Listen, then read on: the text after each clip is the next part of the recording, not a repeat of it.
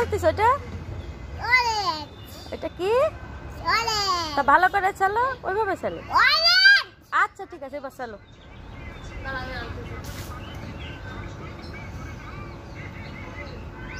Orange মানে কি বলো তো?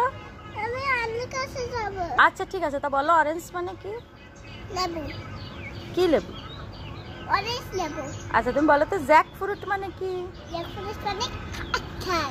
আর ম্যাঙ্গো মানে? আম। আর ব্যানানা মানে? ব্যানানা। গ্রেপ মানে? ব্যানানা মানে? ব্যানানা মানে? কলা। কলা। আর গ্রেপ মানে?